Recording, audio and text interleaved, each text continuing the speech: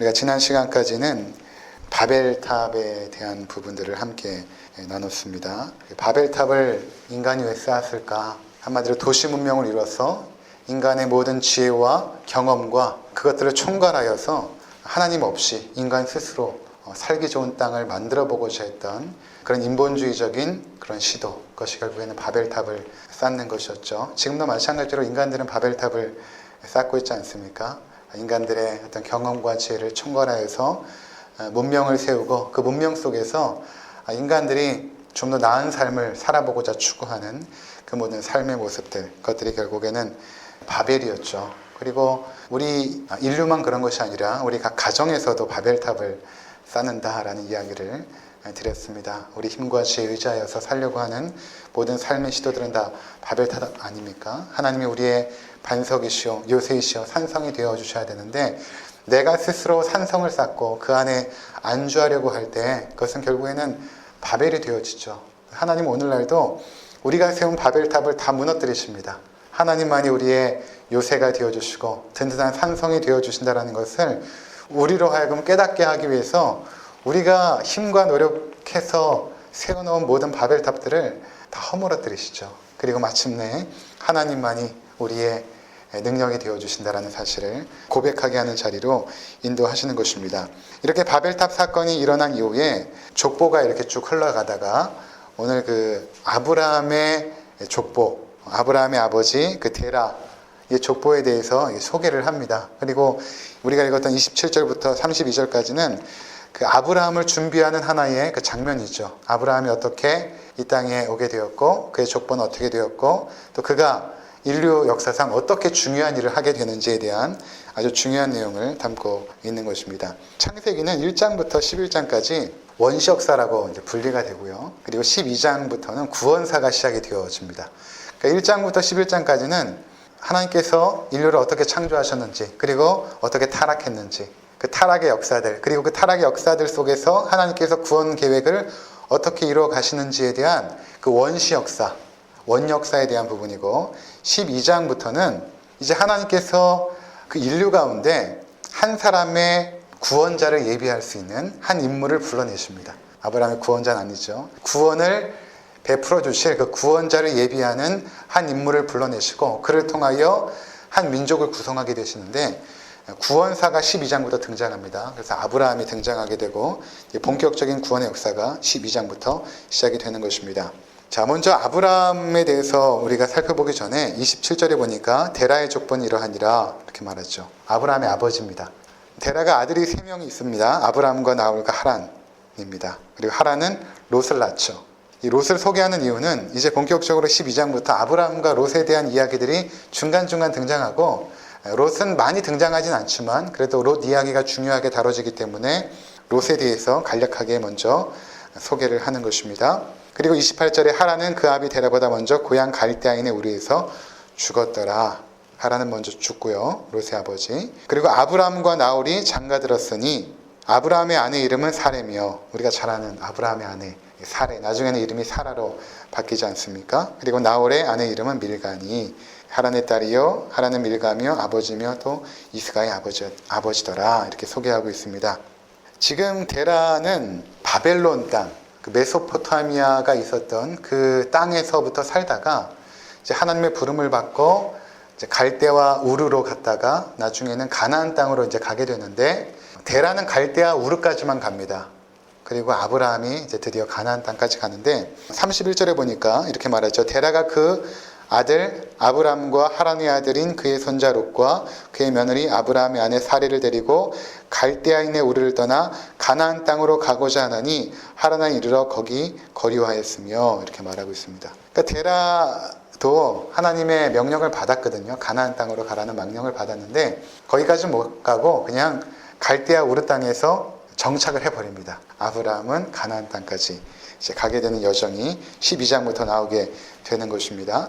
대략적으로 족보를 통하여서 아브라함을 준비하는 단계를 성경은 거치고 있는 것입니다. 30절에 보니까 이런 말씀을 합니다. 사레는 임신하지 못함으로 자식이 없었더라. 우리가 그냥 읽을 때는 아브라함의 아내 사레가 그냥 자식이 없었구나 이렇게 읽혀질 수 있습니다.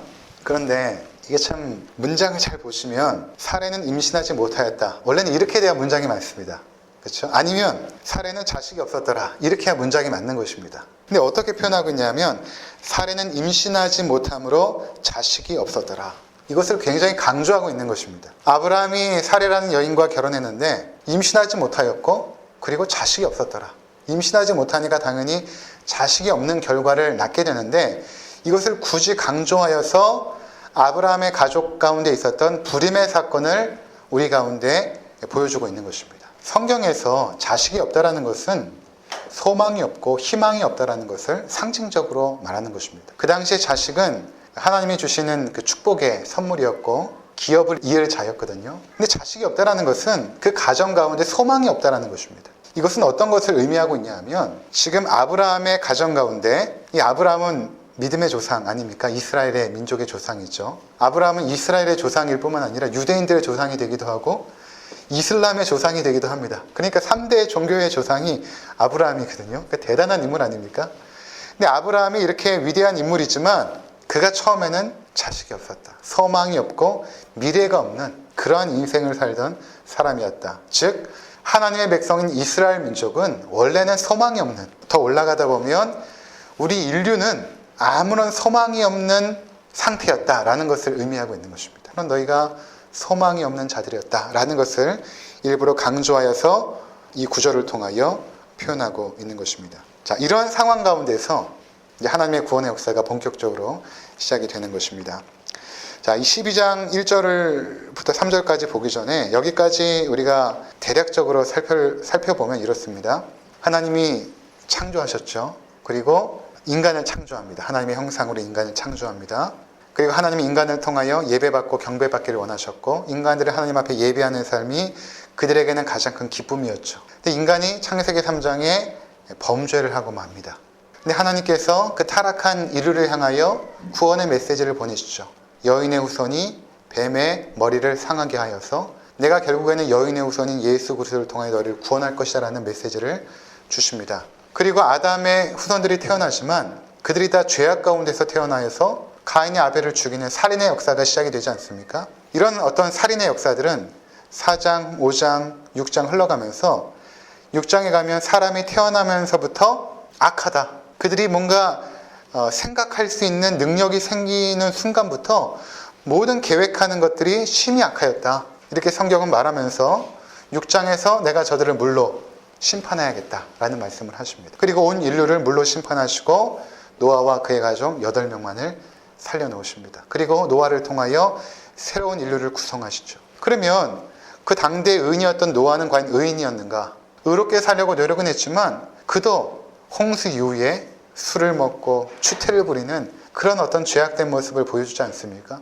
그것을 결국에는 함이 가려주지 못하고 그것을 다 발설하여서 결국에는 함과 그의 자손들이 가나안, 그의 자손이 가나안 아닙니까? 가나안까지 하나님의 저주와 심판 가운데 놓여지게 되는 것이죠. 그렇게 인류의 역사가 쭉 노아로부터 시작이 되어져서 그들이 번성하여 신할 평지에서 바벨탑을 쌓은 것입니다. 그리고 하나님은 그 바벨탑을 무너뜨리시죠. 무너뜨리신 것이 아니라 인간의 언어를 흩어버리심으로 더 이상 바벨탑을 쌓지 못하도록 인류가 다 흩어져서 살도록 더 이상 죄가 관영하여서 역사하는 그런 사회를 만들지 못하도록 하나님께서 개입하십니다. 그리고 나서 또 계보가 흘러가다가 이제 데라가 소개되어지고 인류 역사가 계속해서 흘러나가고 있다라는 것을 보여주면서 그러나 인류는 소망이 없다라는 것을 바로 아이가 없다라는 것을 통하여서 설명을 하고 있었던 것입니다. 그리고 나서 이 타락한 인류 가운데 하나님께서 3장 15절에 약속하셨던 그 본격적인 구원의 역사를 시작하시는데 어떻게 시작하시냐면 한 사람을 불러내십니다. 인류 역사 가운데. 그 사람이 누구냐면 바로 아브라함입니다. 자, 12장 1절을 한번 보도록 하겠습니다. 12장 1절 우리 함께 읽도록 하겠습니다. 여호와께서 아브라함에게 이르시되 너는 너의 고향과 친척과 아버지의 집을 떠나 내가 내게 보여줄 땅으로 가라. 아브라함이 하나님의 부름을 받죠. 그러면 아브라함이 하나님을 경배하던 사람이었는가? 그렇지 않습니다. 아버지 데라는 우상을 만들던 사람이었거든요. 그러니까 아브라함도 마찬가지로 아버지의 가업을 이어서 우상을 만들던 일을 했을 것입니다. 그러니까 하나님을 알지도 못하고 경배하지도 않고 살았던 사람입니다.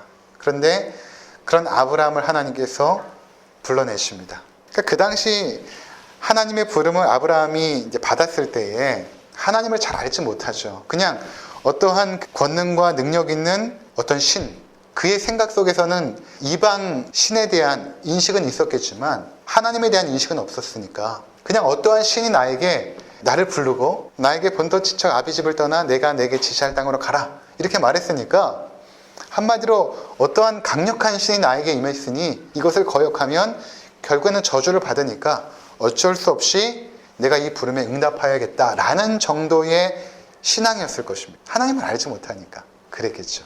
그래서 하나님께서 아브라함을 쭉 인도하시는데 그 과정 가운데 아브라함이 하나님을 신뢰하지 못합니다. 그 대표적인 예가 하나님께서 아들을 주시겠다라고 약속하셨지만 아브라함은 신뢰하지 못하여서 첩을 통하여 이스마엘이라는 아들을 낳지 않습니까? 그리고 아내를 누이라고 계속해서 거짓말을 하는 그런 거짓된 인생을 살았거든요. 그러니까 우리가 성경을 보면서 어떠한 인물이 등장할 때에 그 인물에 주목하면 안 됩니다. 아브라함도 그렇고 다윗도 그렇고 성경에 나와 있는 그 어떤 인물도 하나님께서 그 인물을 본받으라 라고 우리 가운데 소개하는 것이 아니라 그 연약하고 부족한 한 사람을 통하여서 하나님께서 과연 구원의 일들을 어떻게 이루실 것인가, 그 하나님은 얼마만큼 위대하고 능력이 많으신가에 대한 부분을 성경이 말씀하고자 하는 것이거든요. 그래서 아브라함도 마찬가지로 믿음의 조상이고 그리고 위대한 인물로 우리가 알고 있지만 성경은 아브라함에게 주목하지 못하게 합니다. 앞으로 여러분들이 쭉 읽어나가시면 보게 될 것입니다. 아브라함은 연약한 믿음입니다. 근데 그를 믿음의 사람으로 세워가시는 그 하나님의 그 신실함, 하나님의 그 능력, 하나님의 그 지혜, 그것을 성경은 우리 가운데 보여줄 것입니다. 그래서 아브라함은 부름을 받을 때 하나님을 알지 못하고 믿음도 없었던 사람입니다. 그런데 그에게 하나님께서 말씀하시죠. 고향과 친척과 아버지의 집을 떠나라. 이것이 아브라함에게 주신 명령이면서 동시에 하나님의 백성 모두에게 주시는 명령입니다. 무엇인가 하면 떠나라는 것입니다. 떠나라. 창세기 11장의 바벨의 문화는 어떤 문화인가 하면 떠나는 문화가 아니라 바벨의 문화는 모이는 문화입니다. 그리고 정착하는 문화이죠. 정착하는 문화입니다. 근데 하나님께서 우리 삶 가운데 찾아오시면 그 정착한 곳에서 떠나게 하십니다. 우리가 지금 장례를 계속 치르고 있지 않습니까?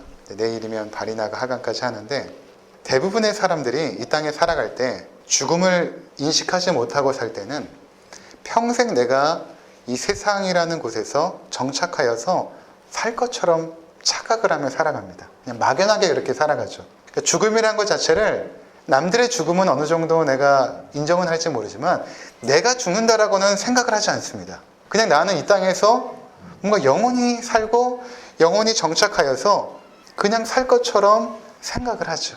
그렇게 되면 삶의 모습들이 어떻게 되냐면 뭔가를 자꾸만 쌓아놓으려고 합니다. 자꾸만 쌓고 또 쌓고 또 쌓고 욕심의 덩어리들을 계속해서 쌓죠. 왜냐하면 내가 여기서 평생 살 것처럼 생각하니까. 근데 하나님의 명령은 무엇인가 하면 네가 정착한 그곳에서 떠나라는 것입니다. 이스라엘도 애굽의 노예로 있을 때 그들이 거기서 그래도 안정을 취했거든요.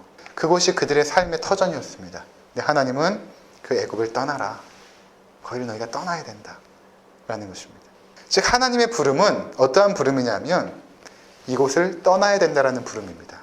그래서 이곳을 떠나서 어디로 갑니까? 하나님 나라로 가는 것입니다. 하나님 나라로 가는 거죠. 아브라함이 본토 친척 아비집을 떠나서 결국 어디로 가냐면 가나안 땅으로 가거든요. 그리고 그 가나안 땅에서 이스라엘 백성을 구성합니다. 하나님의 민족을 구성하게 되는데 떠나라고 말씀하십니다. 그곳으로 떠나라. 이것은 영적인 의미가 있죠. 가나안은 성경에서 하나님 나라를 의미하는 것입니다. 하나님의 약속의 땅, 안식의 땅을 의미하거든요. 그러니까 저 영원한 천국인 것입니다. 그러니까 하나님께서 우리를 부르실 때는 너희가 이곳에서 정착하며 평생을 안주하며 무언가를 계속 쌓아놓고 살아가는 인생이 아니라 결국에는 이 땅을 떠나게 되는 인생들이다. 그리고 너희는 하나님 나라의 백성이다 라는 것입니다. 바울도 그렇게 말하지 않습니까? 너희는 하나님 나라의 시민권자다. 하나님 나라의 시민권자다. 그러니까 여기에 이 땅에서의 삶은 우리가 잠깐 동안에 소풍하는 그런 삶이죠. 잠깐 캠핑하는 삶입니다.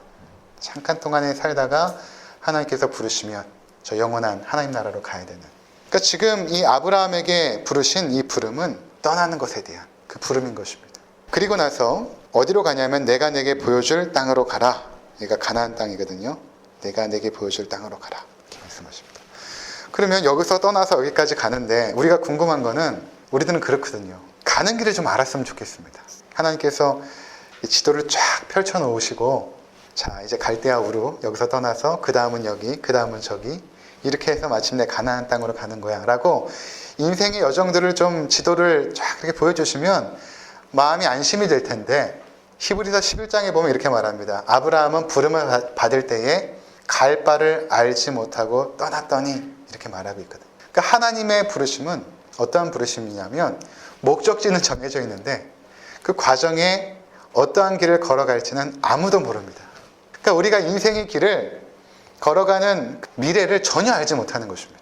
우리는 그냥 지도를 쫙 펼쳐서 보여주었으면 좋겠는데 하나님의 인도하심은 그렇지 않습니다. 마치 두루마리 지도처럼 여기까지 가면 조금 더 펼쳐주셔서 그 다음 길을 보여주시고 또 순종하여서 그 다음 길까지 가면 또 그 다음 길을 보여주십니다. 조금씩 열어서 가야 될 길을 보여주시죠. 왜 하나님께서 그렇게 인도하실까? 왜 하나님 나라로 가는 길 가운데 우리 가운데 이렇게 미지의 세계로 전혀 한 번도 걸어가보지 않은 그런 삶의 길들을 계속해서 걸어가게 될까라는 것입니다. 그것은 다름 아니라 하나님만을 의지하고 하나님만을 소망하고 붙잡기를 원하시는 하나님의 뜻이 있는 것입니다. 우리는 내가 가야 될 길을 안다면 내 지혜와 힘을 의지합니다. 자동적으로 의지합니다. 내가 뭔가 할 수 있다고 생각하면. 근데 그것이 보이지 않으면 갈 바를 알지 못하면 철저하게 하나님만 의지할 수밖에 없거든요. 그러니까 하나님께서 우리를 그렇게 인도하시는 것입니다. 한국 땅에 있다가 제가 뉴질랜드에 갔을 때 아내나 저나 하나님의 그 능력의 손길을 너무 이렇게 깊이 체험하는 거예요. 근데 한국에 딱 오면 잘 느껴지질 않는데 뉴질랜드 땅에 딱 떨어지면 그 하나님께서 얼마만큼 나를 세밀하게 사랑하시고 간섭하시고 인도하시는가를 너무너무 철저하게 체험하게 되거든요. 아주 깊이 체험합니다. 무슨 차이일까를 생각해 봤어요. 왜 내가 그 땅에 가면 하나님의 능력의 손길을 체험하는데 한국 땅에서는 그렇게 체험하지 못할까 생각해 보면 한국 땅에는 의지할 게 많아서 그렇습니다. 근데 외국 땅에 딱 떨어지면 의지할 게 없거든요. 아무도 의지할 수가 없습니다. 그러다 보면 하나님을 향하여 나의 마음이 활짝 열리게 되거든요. 하나님만을 의지하게 됩니다. 그럴 때 우리 삶 가운데 역사하신 하나님의 능력의 손길을 계속해서 경험하며 체험합니다. 그리고 그 체험이 한 번, 두 번 끝나는 것이 아니라 반복적으로 나의 삶에 체험되어질 때 그때 고백되어지는 것이 무엇인가 하면 하나님은 정말 신실하시구나. 정말 신실하시구나. 그것을 깊이 깨닫게 됩니다. 그리고 그것이 나에게 믿음으로 다가옵니다. 그래서 아브라함은 처음에 부름을 받았을 때 믿음이 없었습니다. 그런데 22장에 가면 하나님께서 아브라함에게 내 아들 독자 이삭을 번제로 드리라 하니까 아브라함이 그 다음날 아침 일찍 일어나서 아들 이삭과 종들과 번제에 쓸 나무를 가지고 이삭을 번제하러 모리아 산으로 갑니다. 전혀 믿음이 없었던 아브라함이 믿음의 사람으로 완전히 바뀌죠. 그때 하나님께서 아브라함을 통하여 드디어 하나님의 구원의 놀라운 역사를 보여주시는데 그게 무엇이었냐면 바로 모리아 산에서 아들을 번제물로 드렸을 때에 그 아들 대신하여 준비된 양을 통하여 번제하게 하심으로 마침내 하나님의 구원이 하나님께서 준비하신 어린 양을 통하여 이루어질 것을 보여주시는 그 놀라운 사건을 22장에 보여주거든요.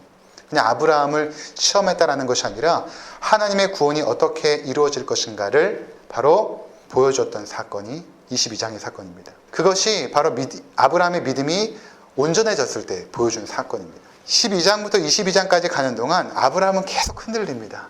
위기 때 거짓말을 하고 아들이 없자 첩을 통하여 아들을 낳고 그런 아브라함을 믿음의 사람으로 만들어 주신 것은 아브라함의 의지나 노력이 아니라 하나님의 신실하심이었습니다. 하나님의 신실하심. 그분의 그 역사가 결국엔 아브라함을 믿음의 조상으로 만들게 되거든요. 성경 전체가 그렇습니다. 하나님의 신실하심의 역사를 통하여 우리를 믿음의 사람으로 만들어 주시죠. 하나님의 열심입니다. 인간의 열심이 아니라 하나님의 열심인 것입니다. 그래서 2절과 3절을 보면 하나님께서 약속하십니다. 내가 너로 큰 민족을 이루고 내게 복을 주어 네 이름을 창대하게 하리니 너는 복이 될지라. 너를 축복하는 자에게는 내가 복을 내리고 너를 저주하는 자에게는 내가 저주하리니 땅의 모든 족속이 너로 말미암아 복을 얻을 것이니라. 하나님께서 약속하십니다. 내가 너로 큰 민족을 이루고 내가 너에게 약속한 땅을 주겠다. 이것을 아브라함이 나중에는 믿게 되는 것이죠. 믿음이라는 것은 그냥 무조건 믿는 게 믿는 것이 아닙니다. 긍정적 사고, 뭔가 잘 될 거야, 이런 것들은 믿음이 아닙니다. 믿음이라는 것은 하나님의 약속을 신뢰하는 것이 믿음입니다. 그러니까 아브라함이 지금 이 약속을 처음에는 신뢰를 못하다가 나중에는 언제 신뢰하게 되냐면 이삭이 태어났을 때 신뢰합니다. 이삭이 태어났을 때. 아브라함과 그의 아내 그 사라의 나이가 뭐 더 이상 아이를 낳을 수 없는, 생식 능력이 다 떨어진, 태가 마르고 아이를 낳을 수 없는 그 상황 속에서 하나님께서 아들을 주셨을 때, 그때 아브라함이 온전한 믿음의 사람으로 변화가 되어지죠. 하나님께서 만드시는 것입니다. 여러분, 우리 인생도 마찬가지입니다. 여러분들이 하나님의 부름을 받고 여기까지 왔죠. 부름을 받았을 때 우리는 전혀 부름받을 수 있는 조건의 사람들이 아니었음에도 불구하고 우리를 불러주십니다. 그리고 인생을 살아가는 수많은 여정 속에서 하나님께서 얼마만큼 나를 사랑하시고 나에게 긍휼을 베풀어 주시고 자비하시고 은혜가 풍성하신지를 계속해서 체험하게 하실 것입니다. 그리고 하나님께서 나에게 예수 그리스도 보내주신 그 은혜가 얼마큼 크고 놀라운지를 계속해서 경험하게 하실 것입니다. 그렇게 해서 우리의 믿음이 자라는 것이죠. 믿음이 없었던 우리들이 믿음의 사람으로 되어지는 것입니다. 믿음의 조상 아브라함은 그의 의지나 노력으로 믿음의 조상이 된 것이 아니라 하나님의 열심으로, 하나님의 부지런하심으로, 하나님의 신실하심으로 그가 마침내 믿음의 조상이 된 것이죠. 여러분들도 인생의 여정 속에서 갈 바를 알지 못하고 가는 한 걸음 한 걸음 속에서 더욱더 하나님을 의지하시다 보면 하나님의 능력의 손길을 체험할 것입니다. 그리고 그 하나님을 더욱더 의지하시고 순종하시고 붙잡고 나아가시는 믿음의 길로 걸어가시기를 주의 이름으로 축원을 드립니다. 기도하겠습니다.